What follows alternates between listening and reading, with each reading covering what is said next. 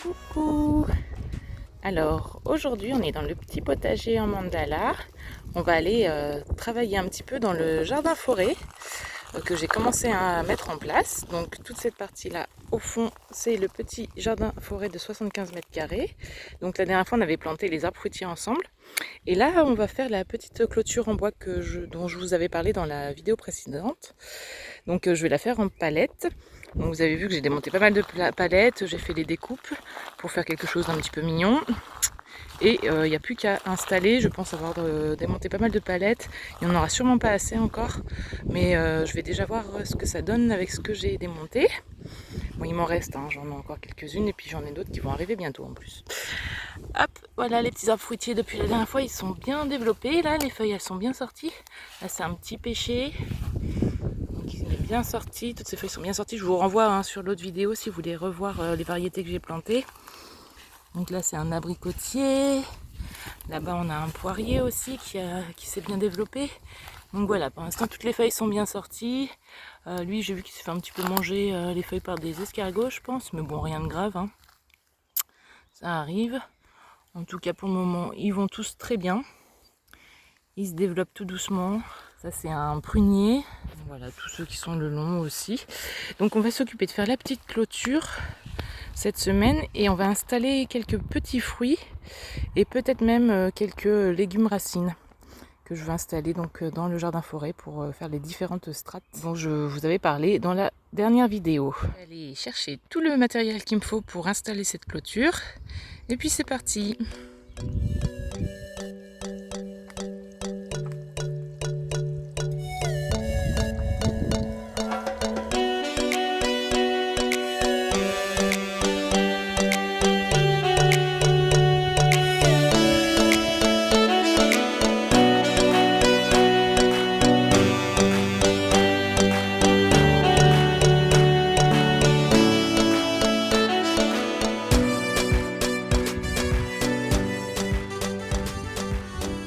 Voilà, j'ai ramené toutes mes petites planches que j'ai récupérées sur les palettes et que j'ai découpées, j'ai enlevé tous les clous, etc., etc. Donc il me restera à leur passer un bon coup de brou de noix et d'huile de lin dessus, mais je le ferai une fois qu'elles seront installées. Donc je pense pas que j'en aurai assez, mais j'en ai déjà une grosse partie. Et puis j'ai quand même dû acheter un petit peu de matériel, j'ai acheté voilà, des poteaux comme ça que je vais couper en deux pour faire les poteaux sur lesquels je vais fixer des demi-rondins là que je vais fixer à l'horizontale et je viendrai ensuite fixer à la verticale les planches de palettes. Donc voilà, ça me facilitera un petit peu la vie parce qu'ils font 2,40 m de long. Alors si je faisais que avec des palettes, ça fait 1,20 m de long, il m'aurait fallu plus de piquets, donc au final voilà, j'ai décidé de faire comme ça. De toute façon je vais vous montrer, ce sera plus clair en image qu'en explication. Allez c'est parti, on s'y met, je vais en avoir pour plusieurs jours je pense.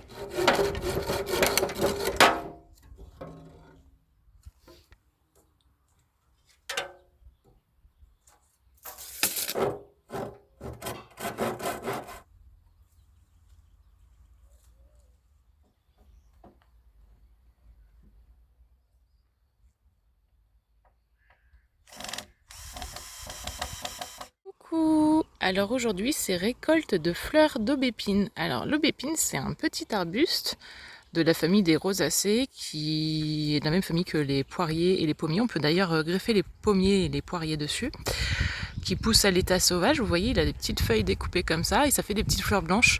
Donc on appelle ça aussi l'épine blanche parce qu'il a de belles épines. Je ne sais pas si vous allez les voir comme ici. Voilà, donc il fleurit en ce moment au mois d'avril-mai par ici. Après ça dépend de la région où vous êtes. Et donc on récolte les petites fleurs, on peut récolter aussi les fruits, on peut aussi manger les jeunes feuilles. Quand elles viennent juste de sortir, on peut aussi manger les jeunes feuilles en salade, on peut récolter les fruits mais qui moi je trouve sont pas très très bons. Mais voilà, les fleurs elles on les récolte pour faire des infusions et on les récolte voilà à ce stade là à peu près quand il y a une ou deux fleurs d'où on récolte toute la petite partie, toute la hampe florale avec quelques feuilles et ça permet de garder toutes les vertus du pollen qui se trouve dans les boutons floraux. Donc voilà, petite récolte d'aubépine. L'aubépine c'est un régulateur cardiaque qui aide à gérer le stress et peut vous aider à vous endormir. Voilà une plante très intéressante, mais il faut se précipiter un peu pour la récolte. Là, aujourd'hui, le ciel est un peu couvert et ça dure juste quelques jours parce qu'une fois que toutes les fleurs sont ouvertes, c'est trop tard pour faire des récoltes. Donc là, c'est parti!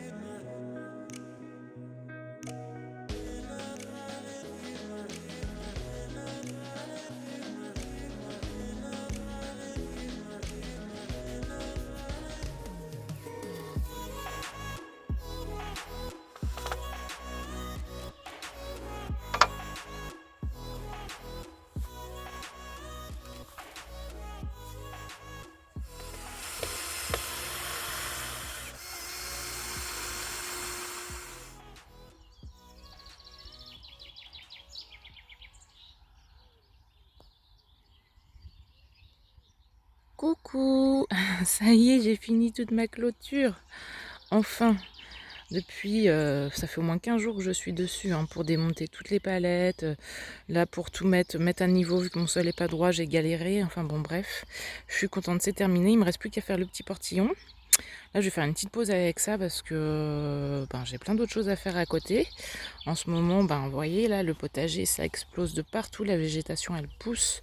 Là, il y aurait besoin d'un bon coup de désherbage, mais là, j'ai pas le temps. Mais il faut que je fasse un petit peu de rempotage. Là, ça devient urgent pour quelques plantes. Bon, il me reste pas beaucoup à rempoter. Les herbes là qui poussent partout dans les allées, c'est la catastrophe. J'aime pas quand il est comme ça, mon petit potager. Mais bon, j'ai pas le temps de m'en occuper cette semaine. On verra ça la semaine prochaine. Là donc, voilà, petit rempotage. Donc voilà ce que j'ai à rempoter. Il me reste quelques petites poires melons à rempoter parce qu'elles ont levé de façon assez aléatoire. Donc il y en a qui viennent juste de lever et puis il y en a qui sont déjà bien grandes. Il y en a 4 que j'avais déjà rempotées il y a au moins une semaine. Là, c'est toutes les aubergines et poivrons que j'avais refait quand j'ai eu la mouche du semis, parce que j'avais peur de perdre tous mes autres plantes, mais au final ça a été. Là cette année, moi, bon après j'ai pas trop géré au niveau de la chaleur. J'ai pas mal de semis qui avaient besoin de beaucoup de chaleur, qui ont du coup beaucoup galéré. Qu'est-ce que j'ai d'autre? En plus, je vous dis des bêtises. Là, les poires melons, elles sont ici. Et ce qu'on voit ici, ce sont des physalis. Et ça, c'est pour le jardin forêt. Voilà. Donc pas mal de petits semis à rempoter. Bon, il n'y en a pas énormément, mais ça va m'occuper un petit peu. Et puis je voulais vous montrer aussi où elles en sont, mes petites tomates et mes petites aubergines. Hop, un petit cygne qui passe au-dessus de la maison. Ça fait beaucoup de bruit les cygnes, c'est facile à reconnaître juste au bruit. Donc voilà, les petits semis, où ils en sont. Tout ce qui est poivron, aubergine. Donc là voilà, ce sont des petites poires melons. Les premières que j'avais rempotées, qui étaient sorties. Donc tous les petits piments d'Espelette, ça c'est pour ma petite ferme de Lunassar. Ensuite, il y a plein de variétés de tomates, enfin plein. J'en ai 6 ou 7 des variétés de tomates.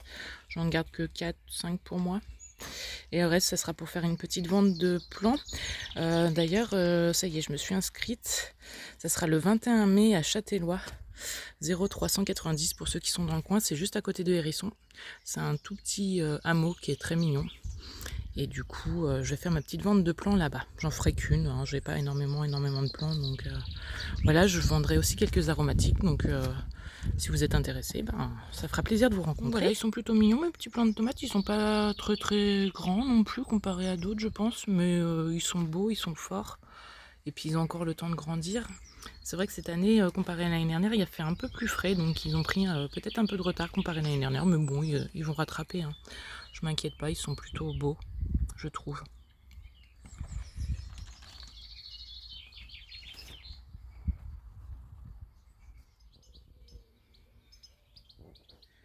Et pour toutes les petites plantes que je stocke sous le petit châssis qu'on avait fait ensemble, bon moi je suis pas très contente de ce petit châssis au final.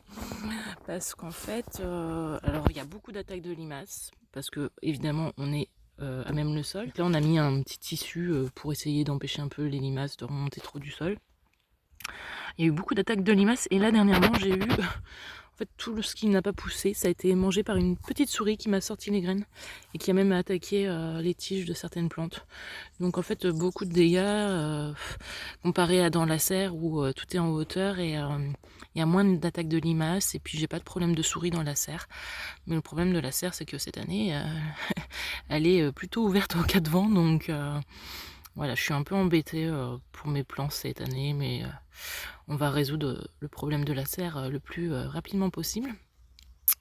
Mais voilà, bon, ils sont quand même beaux. Là, c'est tout ce qui est courgettes, courges. J'ai des petites tournesols tout là-bas. Il y a des melons, des pastèques, mais vous voyez là, hop, ça a été tout dévoré. Donc je viens de remettre des graines. Bon, c'est pas trop tard encore, hein, je suis encore dans les temps, mais voilà. Je suis pas convaincue du coup de faire mes semis sous ce châssis, il y a trop de prédateurs. Et voilà pour les petites aromatiques. Et donc pour la petite vente de plantes dont je vous parlais, j'aurai pas mal de thym commun, de romarin, quelques romarins avec des variétés un petit peu sympas, peut-être un petit peu de thym orange, un petit peu de thym citron. Voilà, j'aurai quelques petites choses sympas. Bon, pas énormément parce que c'est vraiment pour vendre les surplus et non pas pour me mettre dans la vente de plants. Pour le moment, c'est vraiment que pour vendre ce que j'ai produit en trop, parce que je fais toujours beaucoup plus de boutures que nécessaire au cas où ça ne fonctionne pas. Là, je vais attaquer le rempotage de mes petites plantes sous bonne garde. Là, j'ai plein de loulous partout dans cette maison. Il y en a partout.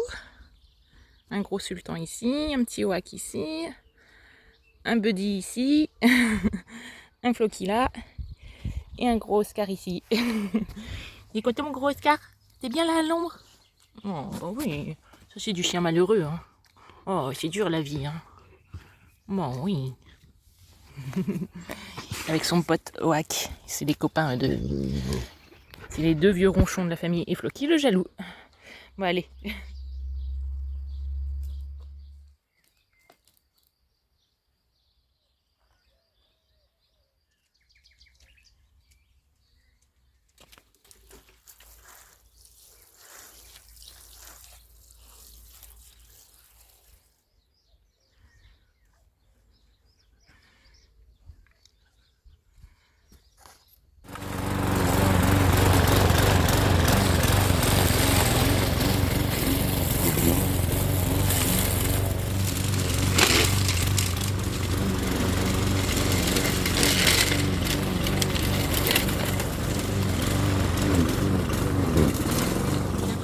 Mon petit rempotage, là je viens de passer un petit coup de tondeuse dans la zone du jardin forêt parce que j'aimerais planter la strate arbustive et la strate verticale. Donc ils sont là, les petits plants installés dans toute cette petite partie de 75 mètres carrés où il y a un poulailler. Alors j'ai pas fini, je voulais faire le portillon, j'ai pas fini, j'aurai pas le temps de le faire cette semaine. Je vais me laisser le temps de le faire la semaine prochaine.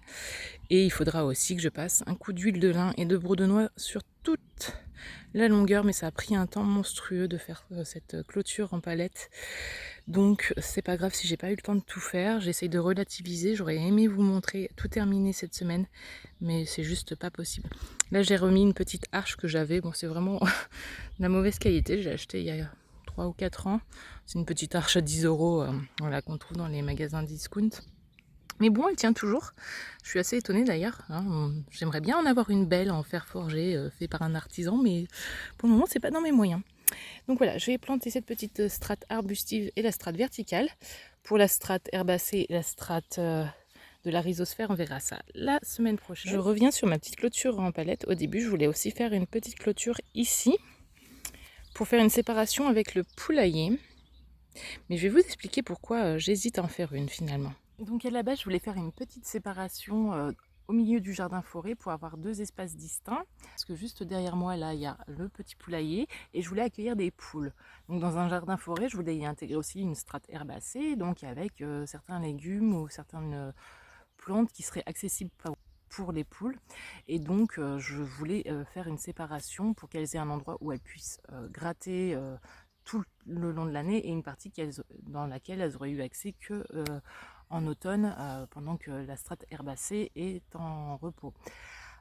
Finalement, j'hésite beaucoup à prendre des poules, alors pour plusieurs raisons. Déjà, je tenais à avoir une race particulière, je voulais des Faverolles naines.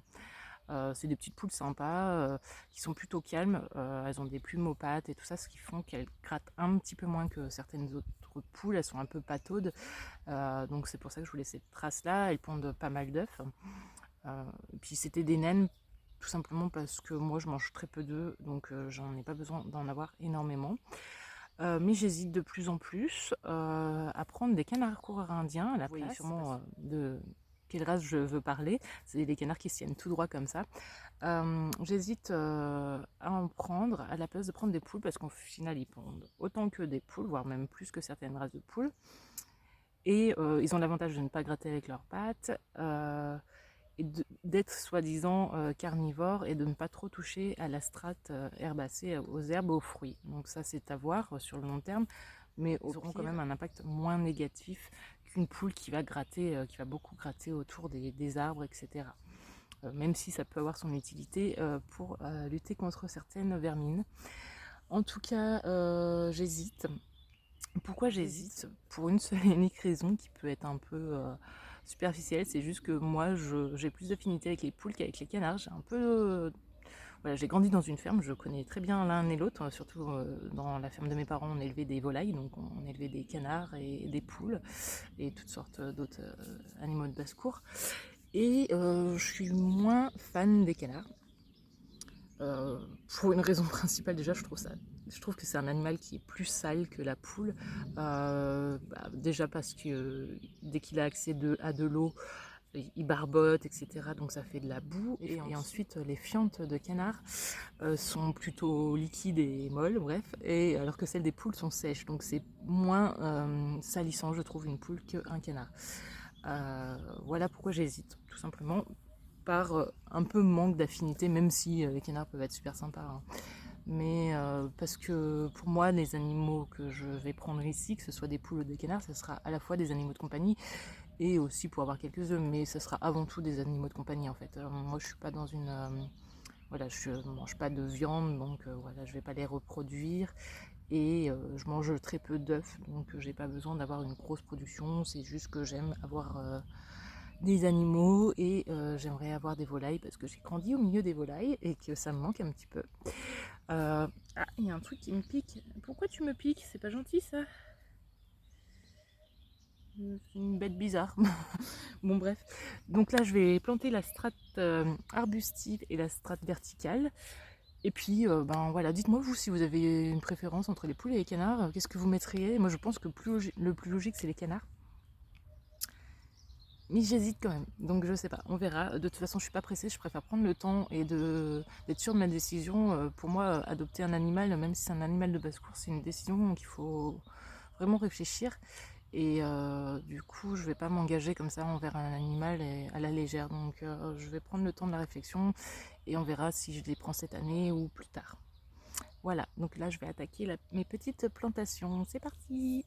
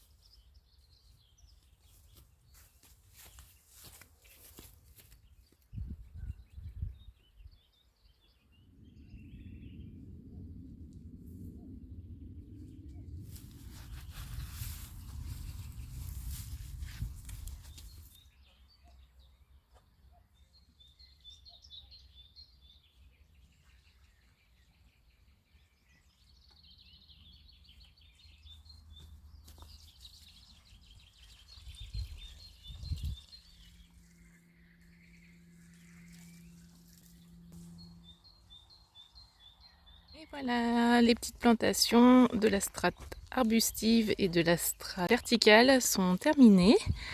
Je suis contente, il fait très très chaud. Donc c'était très physique parce que la terre est déjà super sèche, c'est assez incroyable.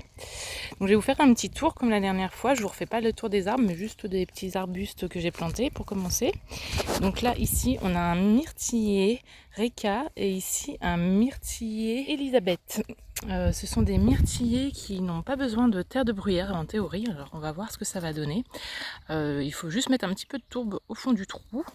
Donc voilà, je vais tester, j'espère que ça fonctionnera parce que j'aimerais beaucoup avoir des myrtilles, j'adore ça, c'est vraiment très bon. Et ma terre n'est pas du tout adaptée, donc on va voir si ça fonctionne, hein. C'est un test. Ensuite ici, vous avez un petit framboisier Glencoe, donc un framboisier non remontant qui fait des framboises rouges pourpres, presque vraiment très très foncées. Du coup, je l'ai installé ici avec les myrtillers à l'ombre du sureau. Voilà, là on est en fin d'après-midi, ils sont à l'ombre toute l'après-midi. Et ils ont le soleil le matin. C'est idéal parce que ce sont des plantes de sous-bois, donc c'est le biotope idéal pour eux. Donc j'espère qu'ils se plairont bien et que la terre ne sera pas trop sèche pour eux. Donc j'ai un autre petit framboisier qui est planté derrière le poulailler. Je vais vous emmener, je vous montre ça.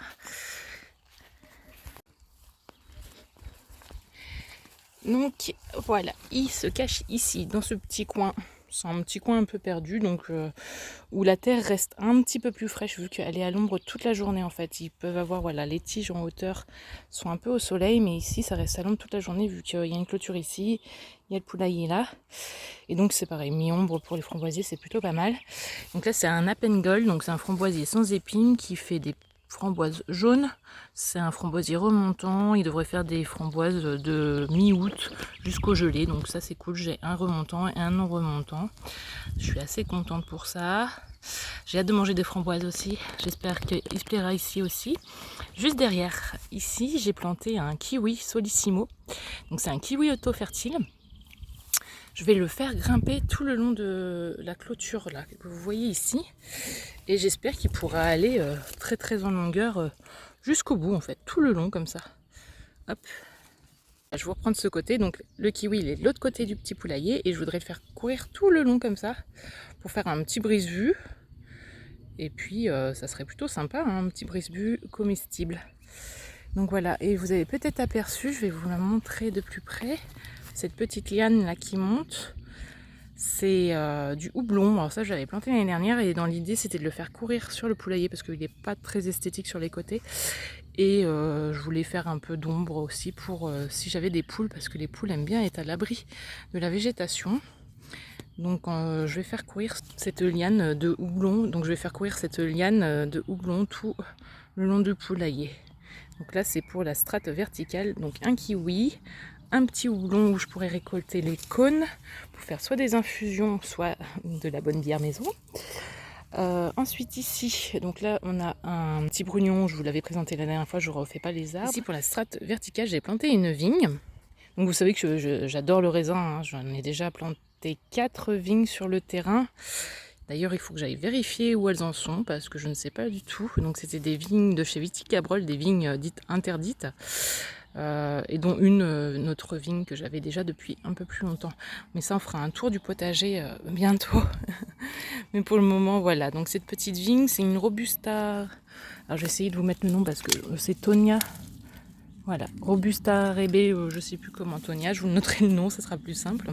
Je crois que c'était des variétés avec très peu de pépins et greffées sur un pied résistant au phylloxéra et elle résistait à d'autres maladies. Bon, je suis pas une pro des vignes, hein, mais voilà dans l'idée. Et donc pour continuer dans la strate verticale, je vais faire grimper le long de la petite arche là 2 petits mûriers. J'en ai planté un de chaque côté. Donc j'ai pas la variété parce que c'est un de mes voisins, enfin quelqu'un qui habite dans une commune juste à côté de chez moi, Jean-Claude. Donc si tu passes par là, merci, qui m'en a donné 2 pieds. Donc c'est génial parce que j'en voulais. Bon par contre je connais pas la variété, mais c'est pas très grave. Ils sont gratuits. Et ils ont l'air de bien reprendre, donc c'est cool. Je les ai mis ici.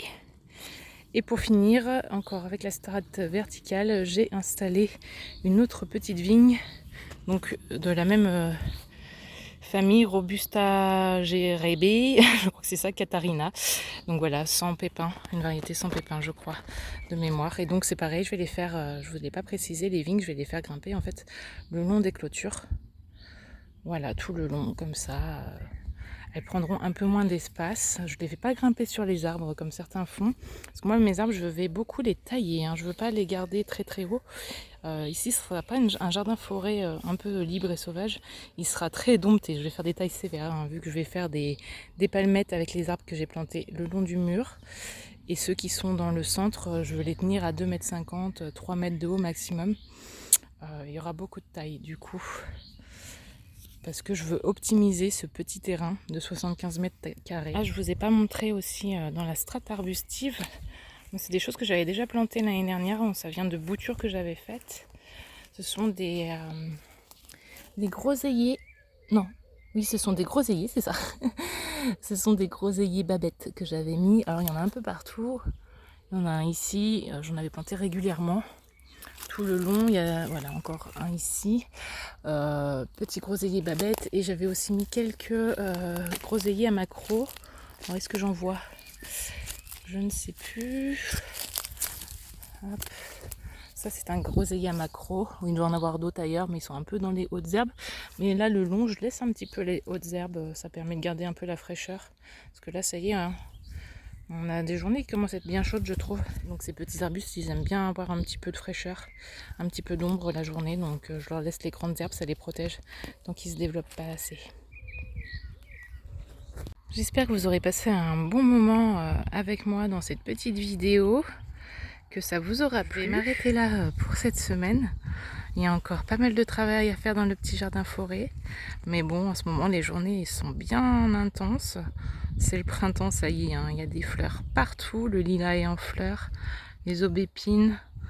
Donc les récoltes de plantes sauvages ont commencé pour mes tisanes. Plus la surveillance des plants, des semis, le rempotage, etc. etc. Bon, tous les jardiniers savent très bien que le mois de mai, c'est le mois le plus intense de l'année. Donc c'est parti, on y va. Là, il y a ma magnifique iris jaune qui commence à fleurir. Il faut en profiter. Elle dure pas longtemps, mais elle est vraiment très jolie. J'ai pas le nom de la variété, on me le demande souvent. C'est une iris que qu'on m'a donnée. Voilà, c'est un petit partage entre jardiniers, donc je n'ai pas le nom de la variété, mais c'est une très jolie fleur jaune qui commence tout juste à s'ouvrir. La première fleur s'est ouverte aujourd'hui.